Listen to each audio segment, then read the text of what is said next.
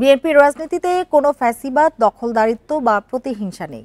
BNP সাম্প্রদায়িক ও সম্প্রীতি বজায় রেখে কাজ করছে বলে মন্তব্য করেছেন বিএনপির যুগ্ম মহাসচিব শহীদ উদ্দিন চৌধুরী অ্যানি।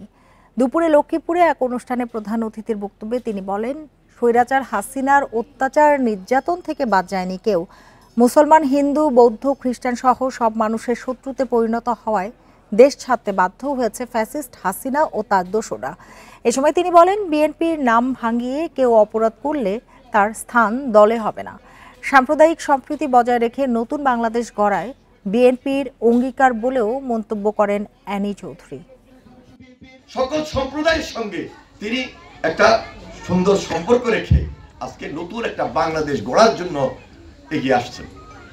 তাহলে নতুন বাংলাদেশ কি গড়া আমাদের দায়িত্ব না? আমরা তার হাতকে শক্তিশালী করব না? তার মার্কাটাকে জিতিয়ে আনবো না? তাহলে তার মার্কাটা কি? এই দানের শীষ নিয়েই ফেব্রুয়ারি মাসে আমাদেরকে লড়তে হবে।